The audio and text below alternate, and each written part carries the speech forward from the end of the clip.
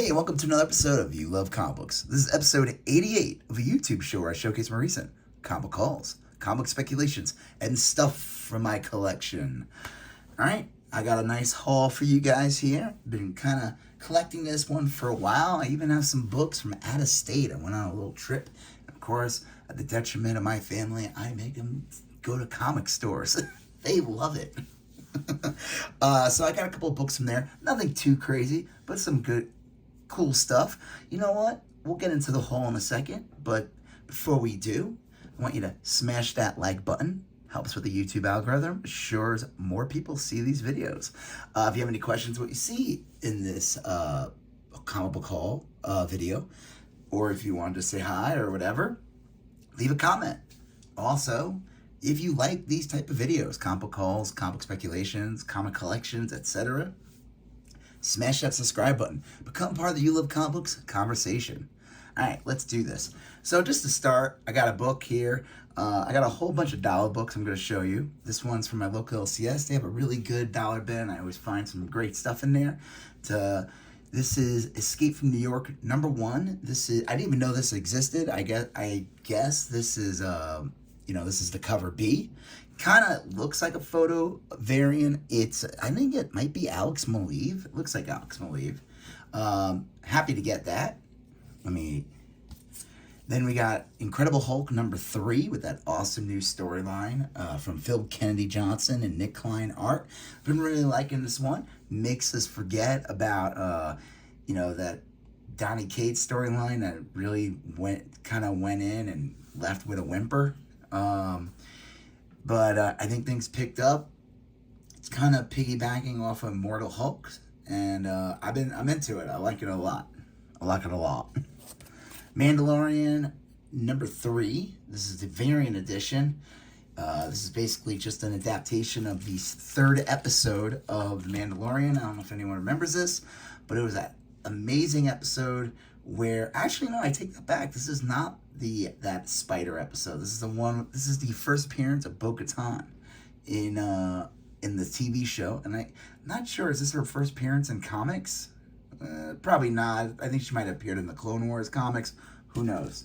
All right, let's go on to some more dollar bin books. So, like I said, I got an Escape from New York #1, and I figured I'll grab another one. They basically have a deal. If you buy 12, it's $10. So these come out to, I'm not really sure what the math is, 88 cents, 87 cents a book. I picked this up in a previous haul. Just want to show this again. Star Wars Halcyon Legacy. They mark their books. Thankfully, the marker's not on the book. And I was like, you know what? They have issue to the rest of the series. I should pick it up before someone else does. So I did go back and check the dollar bins, and thankfully they were still there. Issue 2. Issue 3, again, ignore the markers. I probably would have to take some nail polish remover and probably come off. Thankfully, it's not on the actual comic. Halcyon Legacy #4.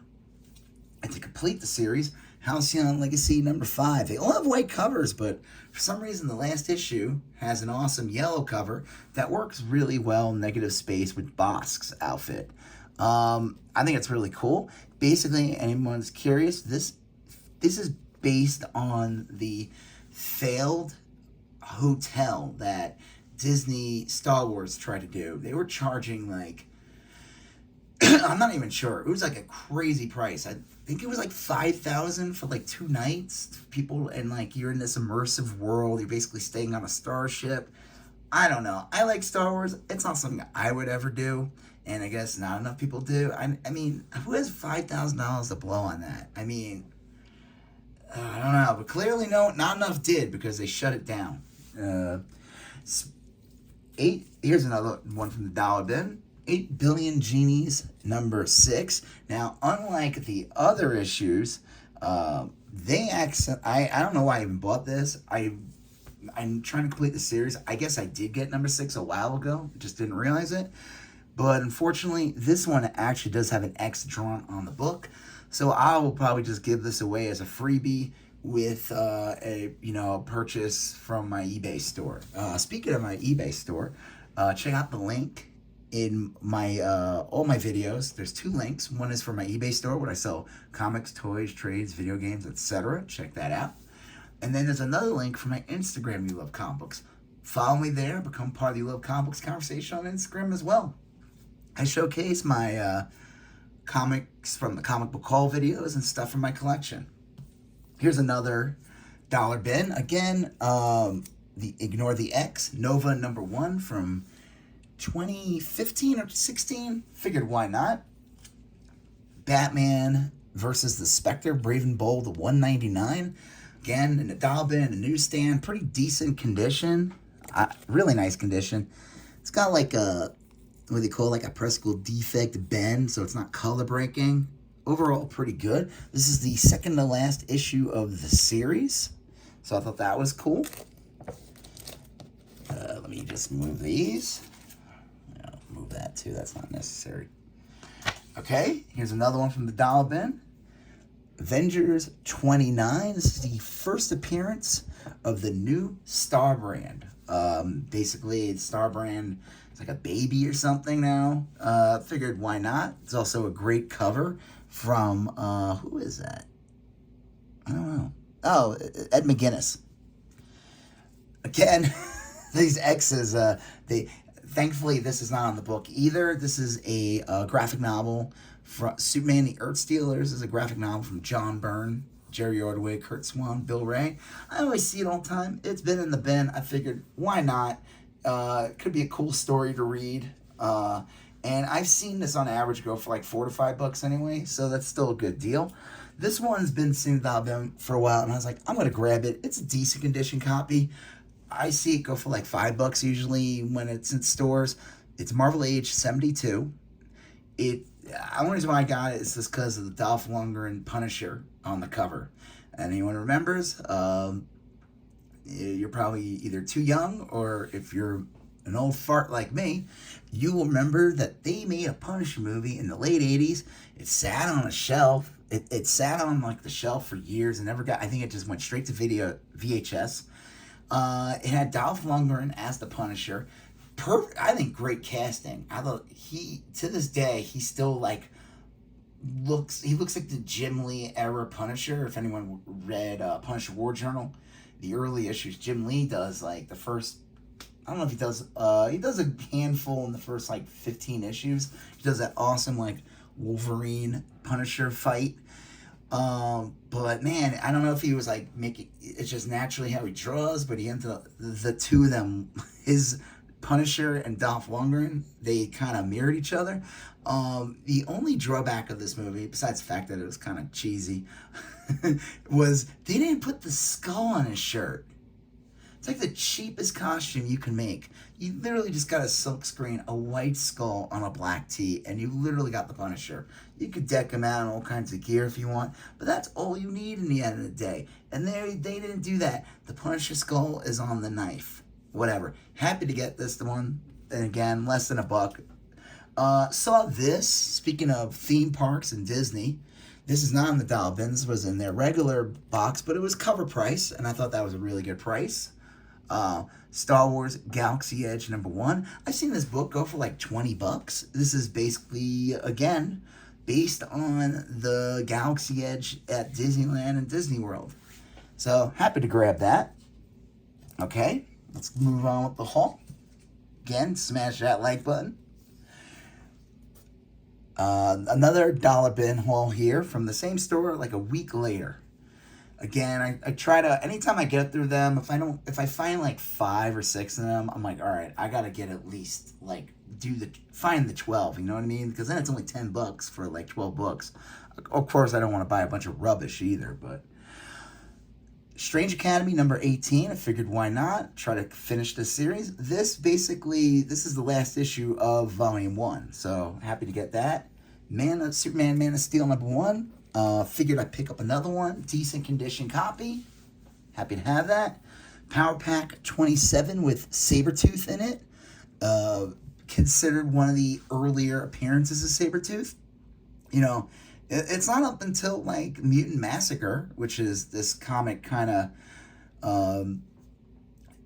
when it crosses over. The Mutant Massacre was like in 1986, and that's the first time you see Wolverine fight Sabretooth, and you find out they're like mortal enemies. And they didn't establish. I mean, Sabretooth was introduced in the late 70s, mid to late 70s, in like Iron Fist 14, and then he shows up a handful of times in Power Man and Iron Fist. And I'm trying to think where else he shows up. He shows up in this comic, and I'm trying to think if he shows up in any other. Oh, Peter Parker, Spectacular Spider-Man. He shows up in there, but I feel like they didn't finally get this character off the ground until like the mid to late 80s, where they made him like Wolverine's like arch nemesis. Yeah, pretty cool. Happy to get that. It's not like worth a ton, but if they were doing anything cool with Sabretooth, this book will just naturally go up. And right now it's like a $6 book if you find it in a regular bin versus a dollar bin. It'll become like a $10 book. The Huntress #1, I thought that was a great find. This is in great condition. It's a newsstand. This book on average goes for at least $10. This is the first. I didn't realize it. So the original Huntress is like an Earth 2 character supposedly, where she's the daughter of Catwoman and Batman. And this Huntress is a new character. I forget her name, but she's like the daughter of a mob boss. So they brought her back and basically made her a new character. So happy to have that one. And again, happy to find that in the dollar bin and in the newsstand, and also in really nice condition. Batman 89 #2. I have issue 1. I figured why not. I didn't get more. I might pick up the rest. I don't know if they had the full series. They had a couple other issues. Batman 89 #6. This is a variant cover. I thought that was a really cool variant cover. Just kind of interesting. The name throws me off. I know that signature. Is it Temple Smith? I don't know. Been meaning to pick this one up. Superman 78 #1, based off of the Christopher Reeve movies, the original Superman movies. I always was like curious, but like these like Superman 78 and this Batman 89, like this is basically like a what if. This is based on like just the Tim Burton movies of Batman. Do they have to get permission from Billy D. Williams? Because like we didn't get this. They recasted Billy. We didn't get Billy D. Williams again. He didn't show up in Batman Returns. I think he had intentions of if Tim Burton got a Batman 3, he had intentions of bringing Billy D. Williams in. Billy D. Williams played Harvey Dent. He got recasted with Val Kilmer getting recast. With Val Kilmer became Batman and Batman Forever. And that's the one that has Two-Face in it with Tommy Lee Jones. I don't know. So it's kind of cool. You get a chance to get a potential, like this is what Two-Face would have been like in the Tim Burton movie. But I'm just curious. Do they have to? Anyone can answer this question to me. Does DC, putting out this comic, even though Billy Williams signed on to be in Batman, do they have to get permission from this character to keep the likeness? Just... maybe someone knows that answer. I could probably Google it, but I'm trying to create a conversation here as well. Same thing with Superman 78. Do they have to get, like, permission from the Christopher Reeve estate or the Margot Kidder, who passed away a couple years, her estate, or, whoever runs that? And then the same thing, Gene Hackman. Like, do they have to get permission? Another one from the Doll bin, Batman The Adventures Continue #1. I figured why not? And they have this one, which has become kind of it's like a minor key. Batman, The Adventures Continue #2. It's like the first appearance of, I think, this character, and she's like the daughter of Deathstroke. I could be wrong, but happy to grab that.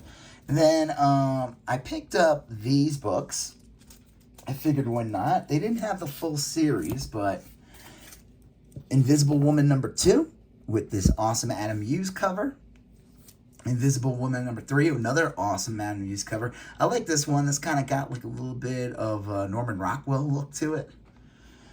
And then Invisible Women #4. They didn't have, I don't think they had #1. If they do, I'm going to pick it up because I did have a #1 already from a couple years ago.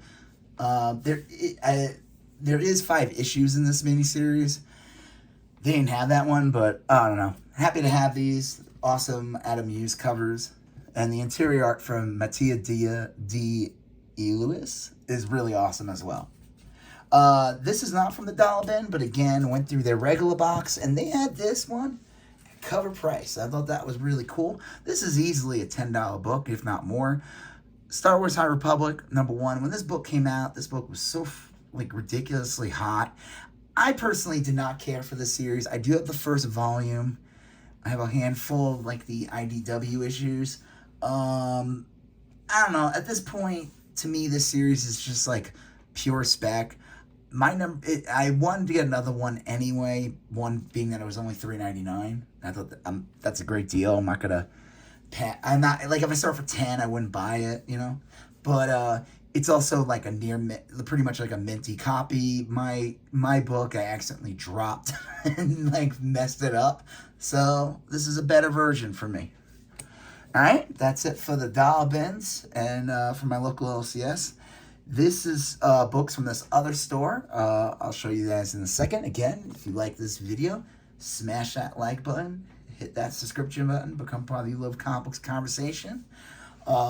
Before, though, I get into the remaining comics, I want to show you some toys I picked up. I know this is a comic show, but, these toys are related to comics, and it's also my show, and I can do whatever I want.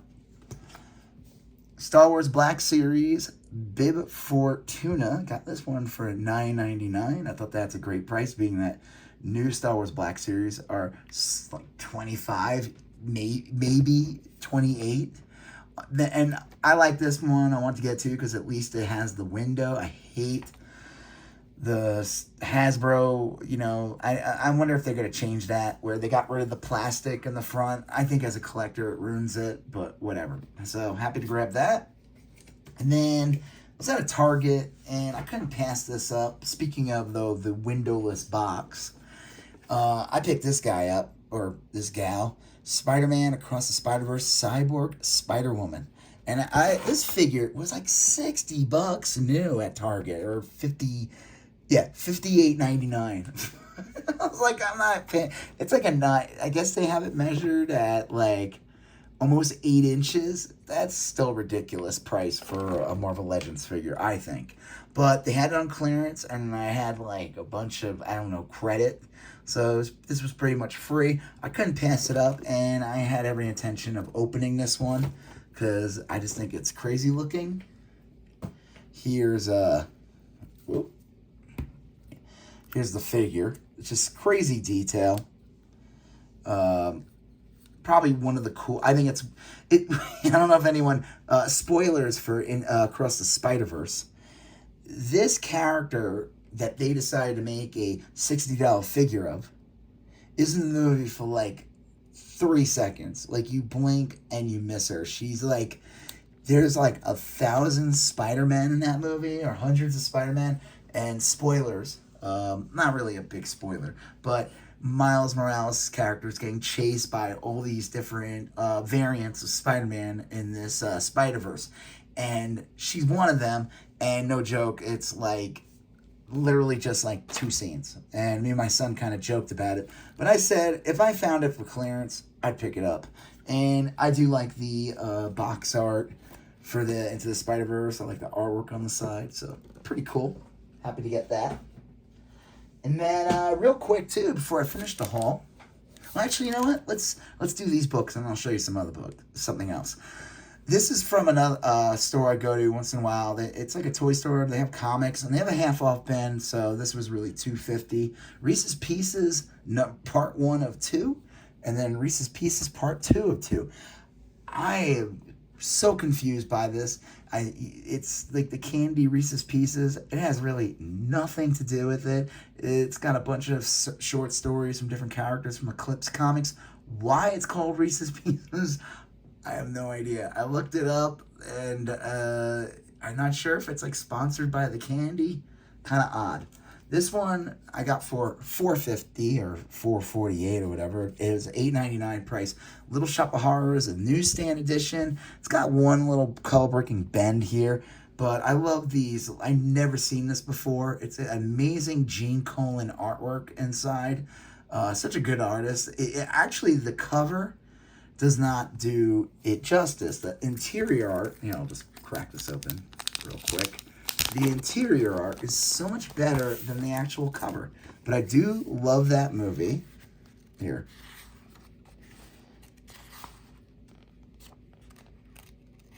Let's see if we can find like some, let's find the plant. You could hear that it's singing, I'm a mean green mother from outer space, and I'll stop.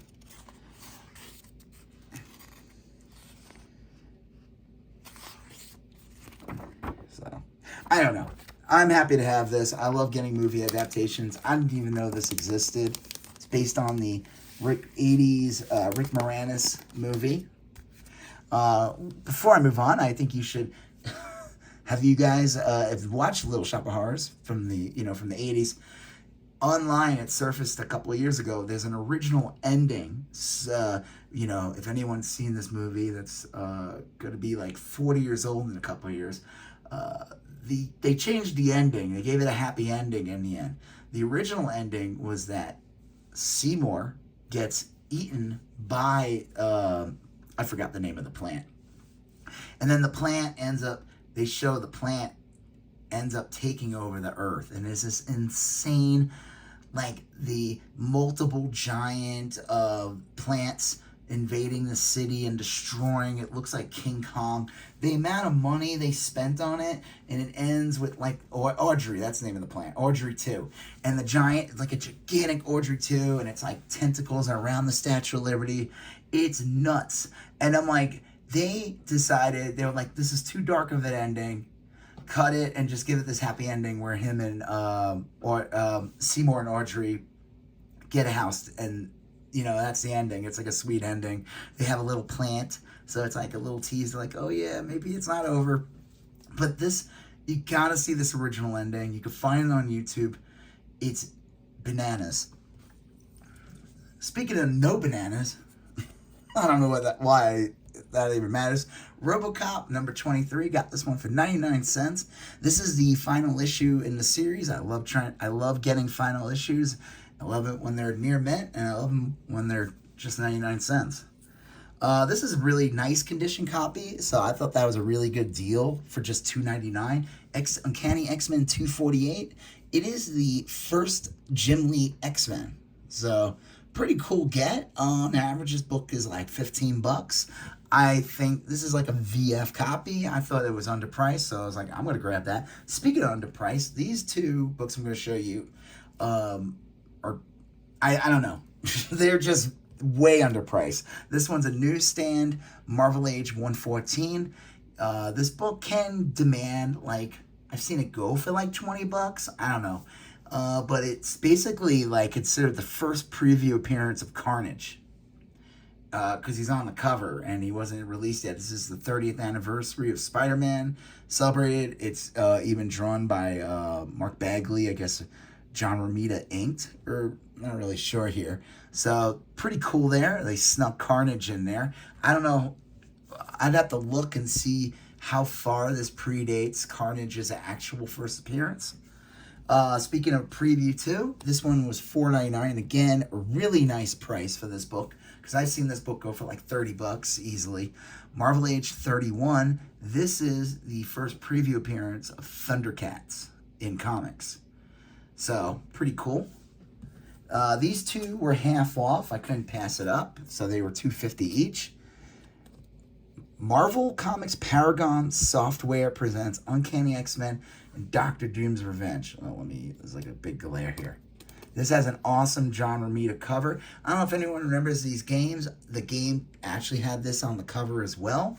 They're these like kind of, I didn't have a computer growing up.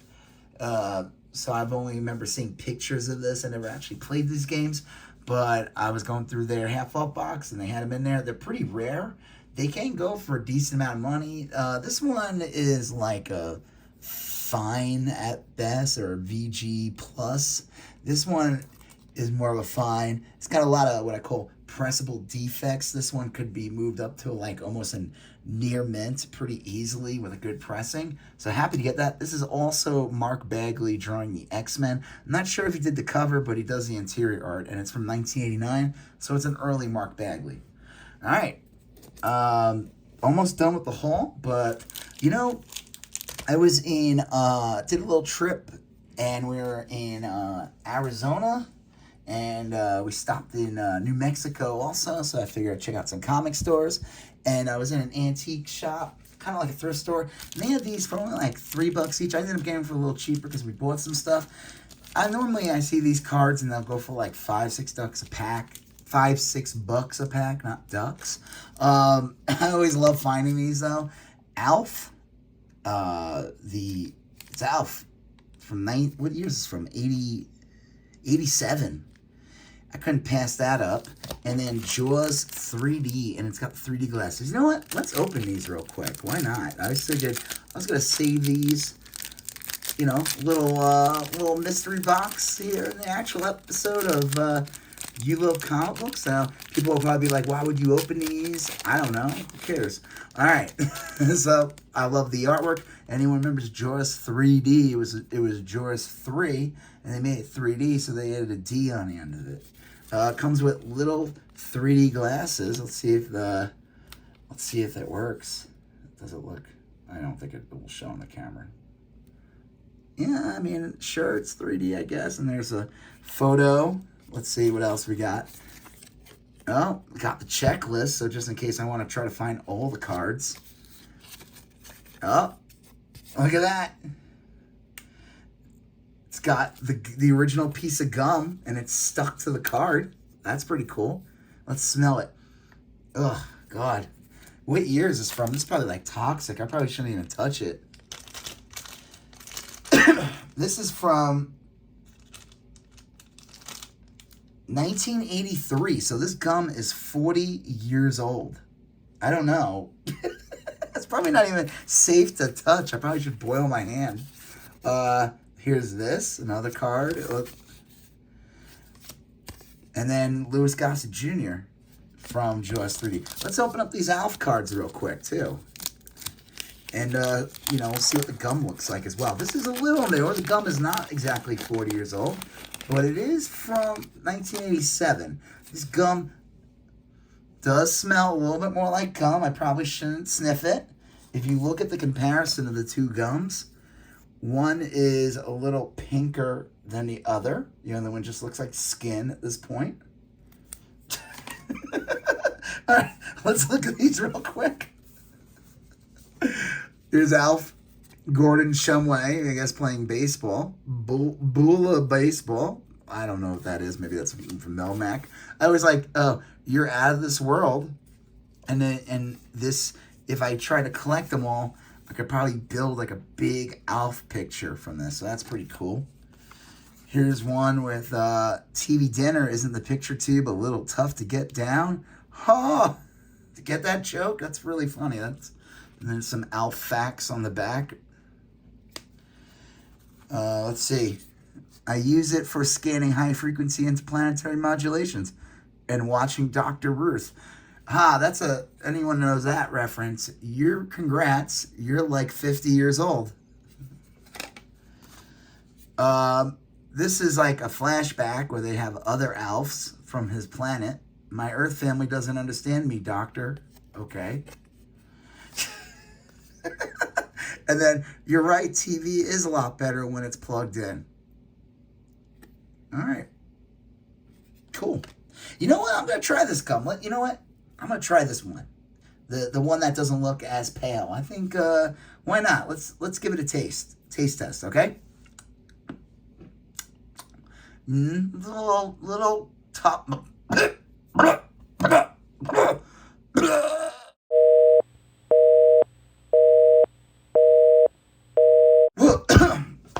Alright, well, now we're back.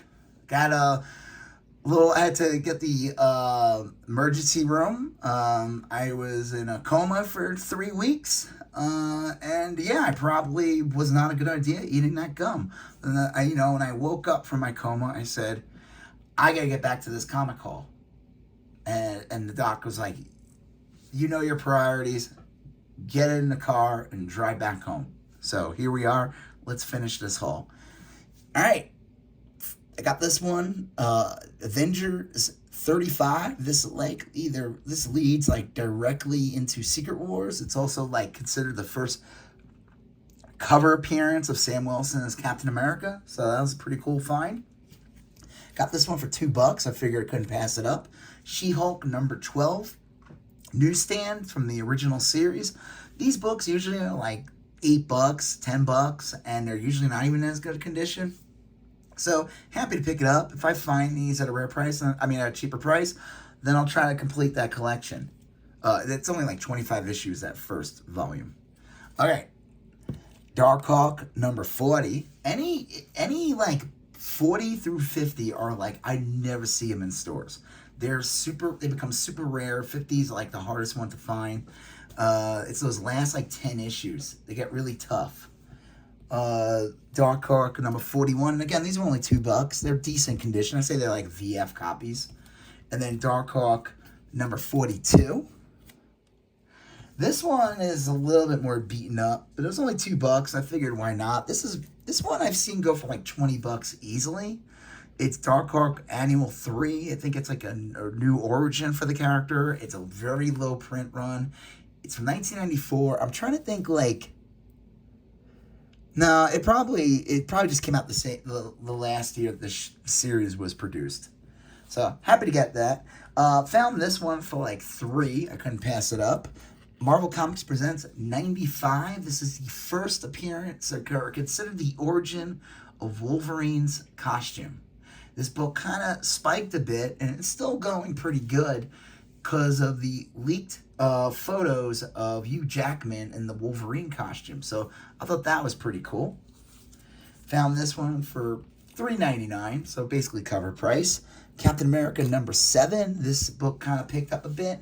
It's the first appearance of the Daughters of Liberty. I think that's the name. This one could go for like $10 easily. The second print or whatever that has them on the cover, that one is the one that was going for like $50 almost. So, but happy to have that. And then I was at this other store. I couldn't find anything, but I did find another copy of Marvel Comics Presents Wolverine number 95. Again, the first origin of Wolverine's costume. Happy to find that. So yeah, I thought this was a great haul. Lots of cool books, nothing super crazy, but you know, the Paragon software, the Huntress number 1 for $1, things like that. This delicious gum that I chewed on and went into a coma for 3 months, or however long I said earlier in the episode. I learned a valuable lesson. Do not chew 40-year-old gum or 30-year-old gum. You know what? Don't chew 20-year-old gum either. I'll be honest, you probably shouldn't even chew gum that's a year old. I don't know. Maybe 2. You know what? I'd say live on the edge. Probably anything older than 3 years, you probably should not chew that gum. So, you know those little chiclets you see in like banks and stuff? They're probably the same age as the gum that came with the ALF cards. So, all right. Well, on that note, I want you to smash that like button. Leave a comment. If you have any questions what you saw, smash that subscribe button. Become part of the You Love Comic Books conversation. Check out my eBay stores. And my Instagram links are in the bios. Links are in the caption of every video. You can see a previous video here. You guys see a previous video here. You guys smash that subscribe button. I'll talk to you guys later. Have a good one. Bye-bye.